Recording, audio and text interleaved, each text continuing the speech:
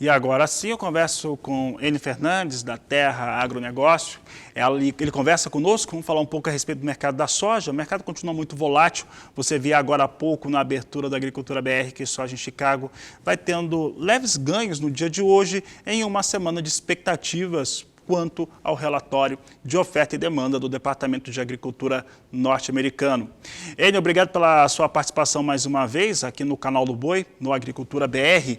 Nós estamos vendo um mercado que tem uma volatilidade muito alta, muito presente, né, no mercado neste momento, com muitas situações de dúvidas em relação a como que é o posicionamento da China em relação às compras. Numa segunda-feira que tivemos ali a confirmação de vendas para os chineses, mas os volumes são ainda bem baixos comparado ao mesmo período em anos anteriores. Enio, qual que é a avaliação que nós podemos ter deste momento para o mercado internacional da soja? Boa tarde, seja bem-vindo. É um prazer estar aqui com vocês na Agricultura BR, no canal do Boi. Bom, vamos lá. Primeiro é o seguinte, a gente tem que entender que os chineses são um dos melhores negociadores do mundo, né? Eles tradam muito bem. Quanto mais experiência, melhor você fica. Esse é um ponto. Segundo, é que eles estão sendo bem cautelosos nessas aquisições, mas os nossos números ainda acredito que eles precisam de cobertura para setembro e cobertura para outubro. E a informação mais importante que nós vamos ter no dia de hoje não é nem compras da China, é como vão estar as condições de lavouras nos Estados Unidos, né? Nós tivemos regiões que choveram bem, temos outras regiões que não choveram tão bem, e esses números vão direcionar o mercado. Eu realmente não estou muito preocupado com a demanda, não. Nós vamos ter demanda. Como ela vai se comportar, se vai ser mais paulatina ou agressiva, vai depender muito da geopolítica e principalmente das condições de lavoura nos Estados Unidos. Caso as condições de lavouras comecem a piorar, veremos os chineses mais agressivos nas suas aquisições. Enio, é errado pensar, nós estamos inclusive numa semana de apresentação de relatório de oferta e demanda, mas é errado pensar que os chineses hoje apostam num cenário de melhora para o clima nos Estados Unidos sobre as áreas de produção. Inclusive, os últimos levantamentos, semana passada, né, na segunda-feira da semana passada, já mostrava uma situação muito próxima àquilo que se tinha no ano passado em relação ao fator climático e também às áreas de lavoura, né, desenvolvimento de soja e milho nos Estados Unidos. Isso traz alguma tranquilidade para a China, porque isso não melhora necessariamente o volume de produção norte-americano. Ok, você está correto. Não só os chineses estão acreditando que vai ter melhora no clima, né? Os fundos também estão se posicionando nesse sentido. Nós tínhamos posições longas muito robustas, né? E na última sexta-feira saiu o relatório dos contratos dos fundos de investimento e eles estão com posições bem mais módicas. Eles ainda estão longos, 100 mil contratos na soja, mas isso é uma posição modesta. Os chineses, conforme foram melhorando as condições de lavoura, as chuvas foram chegando, os mapas de chuva foram trazendo pluviometria, eles também vão diminuindo o seu temor de falta de grão lá na frente. Agora, nós temos que deixar uma coisa muito clara sobre a mesa. Mesmo com uma boa safra nos Estados Unidos, os estoques de passagem dos Estados Unidos são pequenos, muito pequenos, mesmo que tenha uma boa safra.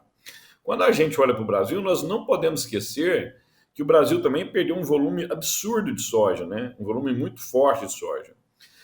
Por isso, pelos estoques baixos lá e os estoques baixos aqui, a gente está vendo os prêmios subirem fortemente. Nós estamos falando de prêmio de 280, 300 acima em algumas ocasiões, né? São prêmios muito fortes.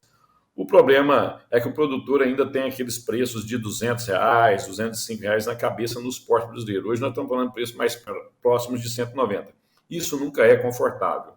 Outro problema também que pegou os produtores com uma certa surpresa foram os custos dos fretes. Subiram bastante, então a diferença do porto para a base cresceu. É isso que está travando um pouco as negociações. Mas quando a gente olha o mercado em si, os prêmios mostram que nós temos demanda e os estoques americanos baixos também sustentam Chicago orbitando perto de $14 por bushel.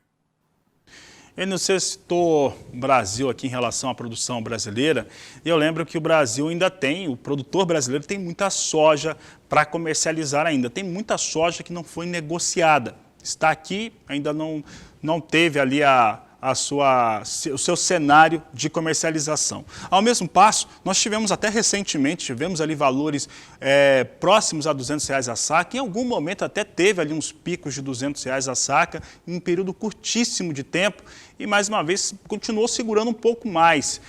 Como que você acredita que fica essa comercialização interna brasileira, principalmente em relação a esses preços praticados? Os melhores momentos passaram, Enio, em relação à soja vendida aqui pelo produtor brasileiro? Falando da safra velha, né, ela está 80% já comercializada, falta 20% a ser comercializado. Na minha visão, os prêmios, apesar de alto, e o comportamento do dólar também acima de R$ 5 por real, R$ 5 por dólar, tem ajudado a comercialização. Mas realmente aqueles preços de 200, 210 nos portos, parece que nós não vamos ver mais na safra velha. Outro ponto que a gente tem que entender também é o seguinte: o produtor ele veio comercializando ao longo do período. É difícil você achar qualquer operador de mercado que vende sempre no máximo dos preços. Agora, se ele vem construindo comercializações com preços em altas, ele vai ter um preço médio saudável. Se nós olharmos em qualquer região do Brasil, Mato Grosso, Goiás, Mato Grosso do Sul, os estados do Sul, os preços são saudáveis, né? Mesmo que estão abaixo do ideal, são saudáveis. Enio, e em relação a potencial produtivo, né? Hoje nós estamos com as lavouras norte-americanas no solo, né? Estão ali fazendo o trabalho deles neste momento. E aqui no Brasil, a partir do mês que vem, a partir do dia 16, alguns estados já podem começar a fazer a semeadura da soja. Potencial de produção das lavouras norte-americanas ainda é uma incógnita em relação ao que se vai colher tanto de soja quanto de milho? Excelente essa pergunta sua para a gente dar uma visão mais geral do que está acontecendo lá agora. A gente fica falando chuvas abaixo da média, acima da média, a gente tem que falar em números. Por isso a pergunta é muito boa. Vamos lá. O que o mercado espera, né? Algumas consultorias já soltaram os números. O número do USDA antigo, do relatório passado, né, projetava 177 bushels por acre no milho. As consultorias mais importantes estão projetando 176, 176,5 bushels por acre. No caso da soja, o USDA projetou no mês passado 51,5 bushels por acre. Algumas consultorias já falam em 51,8, 52 bushels por acre. Ou seja, o mercado está mais otimista para a produtividade da soja do que para a produtividade do milho.